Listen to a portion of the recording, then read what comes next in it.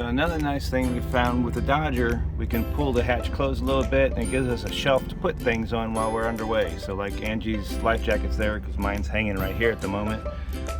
Bale bucket or Dolphin bucket just to cool off the dog or whatever we need it for. And towels and shirts and everything. It's kind of nice.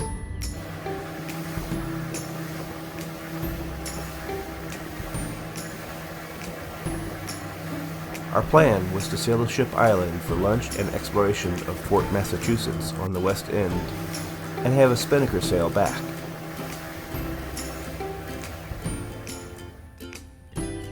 Of course, like so many government-controlled entities, it was still shut down for COVID and off limits.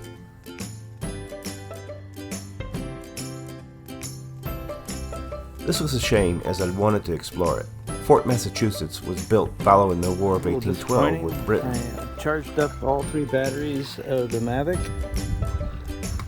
and I charged up the control about 3 weeks before we left. Didn't check them, and there's no charge whatsoever.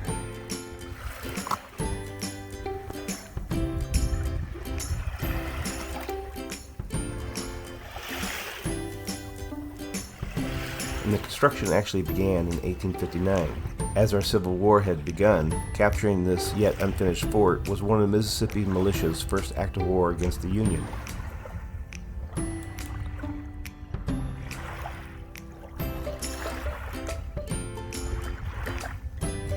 Here at the fort on Ship Island.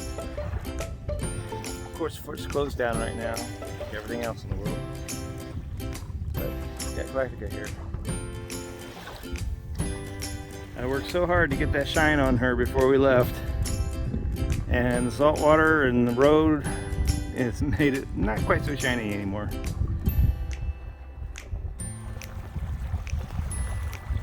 Though we lacked wind in the morning again, we had a decent breeze for a spinnaker-only run the dozen or so miles back to the Gulfport Marina.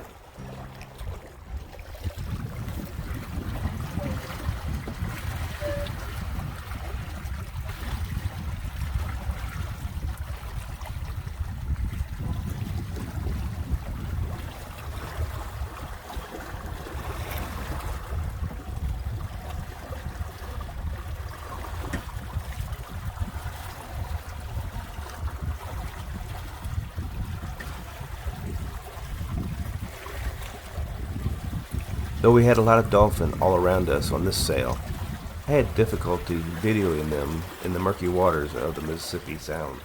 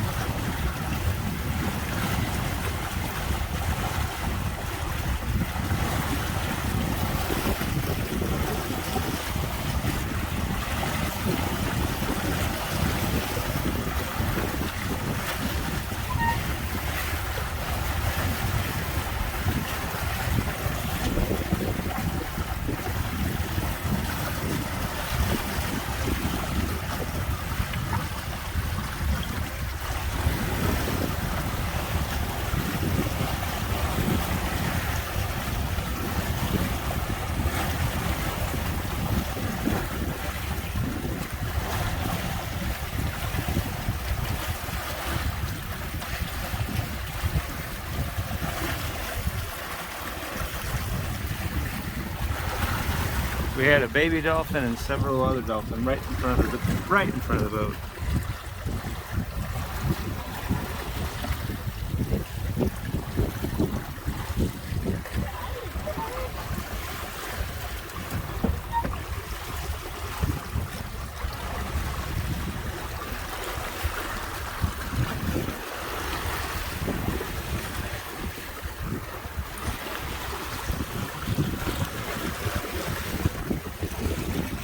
Right there. 40 feet off the bow at about 10 o'clock. Adult came up, looked up, and then went back below.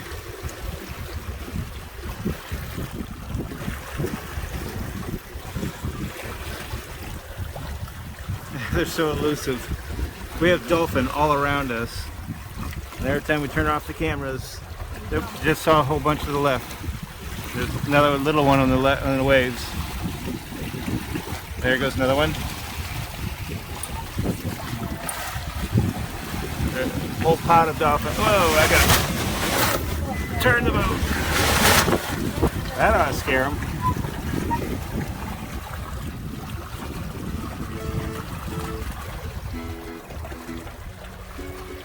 Oh, right behind us. I missed it. Yeah, there was one like 30 feet behind me. I missed him again. Two of them right off the stern quarter. About 20 to 30 feet out. There's more, yeah.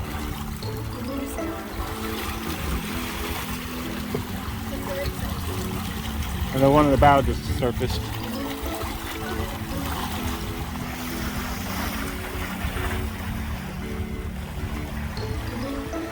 There's a dolphin.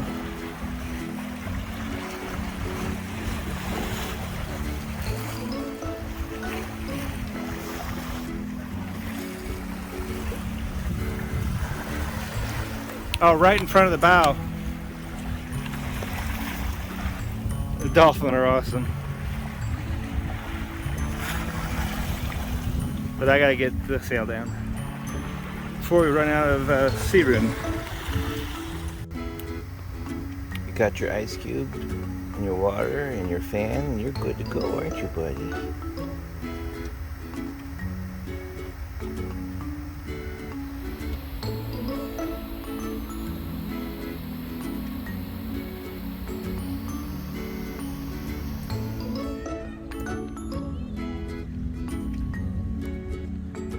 Just bought 20 pounds of ice. Walk the doggy. Hi, sailor. The ice here.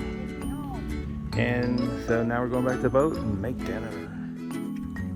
Remember in episode 1 I mentioned that after parking the truck, I dropped my keys, fob and all, into the mucky waters of the ramp? I wasn't worried, as the scene in episode 1 where I was prepping Galactica, if you see, I also had Angie's spare truck key in my hand, and I knew she'd hide it somewhere on board. The evening we returned from Ship Island, we met a liveaboard family as we admired their ketch, which is similar in size to Matilda. When Michelle and Tom from Beyond Alaska heard that I'd lost my keys at the ramp over 5 days prior, Michelle grabbed her marina magnet with the line and we walked over to the ramp. Angie and I honestly figured that the tide had drugged the keys out the first night. Michelle found them in less than a minute. I was amazed that the fobs still worked. I'll throw in a link in the description below to Beyond Alaska's Facebook page. Here we are. Remember, I lost my keys the first night here, fell out of my pocket. Just a few minutes with a magnet. Days later, she found them for me. Thank you very much. Not a problem. The following day, I headed over to Jim King's 40-foot Catalina Cashmere to work on the classwork for ASA 101. We met Jim, who is a great sailor, over a dozen years ago when he owned the MacGregor 26M Koenig, and he lived vicariously through my Galactica videos while he was stationed in Britain. After lunch, Angie and Sailor came over, and Jim let them ride along for my seamanship tests. I didn't film any of the ASA 101 course. However, once I was done, Angie got to take the helm of Kashmir as we sailed back so that Jim could prep Kashmir for a sunset charter sail with clients that same evening.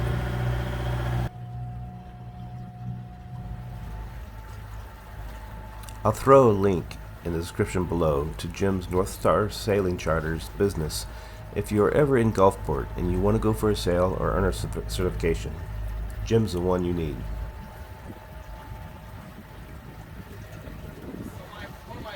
My first female student, might have been my second. Her name's Amy.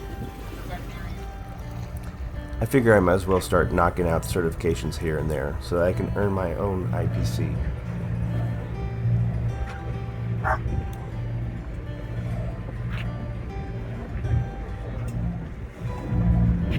Hold on, Doug. We're going to...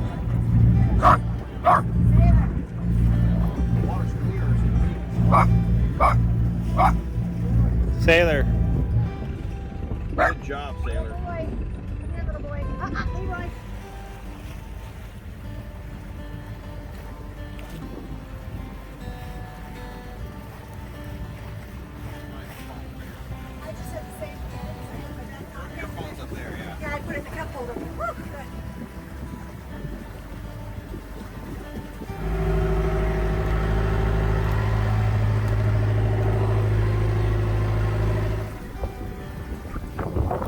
fast are we going?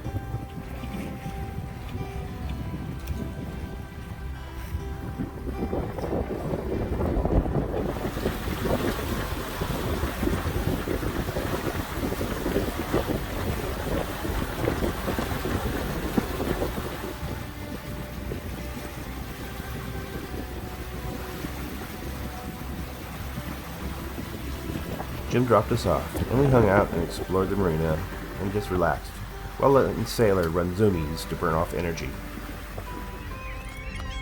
We're almost there. You go. Jump up. Get your cup. Get your cup. Where's your cup? Get your cup. There it is. Get your cup. Stop it. Fuel Doc has the best ice water ever. And they always give Sailor a cup. Yes, and he gets a cold cup full of ice water. He loves it. Meow. Get better. Got 2 ribeyes searing on the grill. Relaxing. I finished my ASA 101 course today. And you did great. You aced it. And this little guy did great. He did so well on the sailboat that we got him a little treat. Good. Got a new ball and some new chew. Epilogue. In the next episode, we'll sail to Biloxi and to Ship Island on Kashmir to give Jim some Spinnaker time on his own boat. We sail back to Bay St. Louis on a quest for bushwhackers. We sail Galactica to Cat Island's North Point and face yet another storm on the water before heading home. Follow along as we sail Galactica.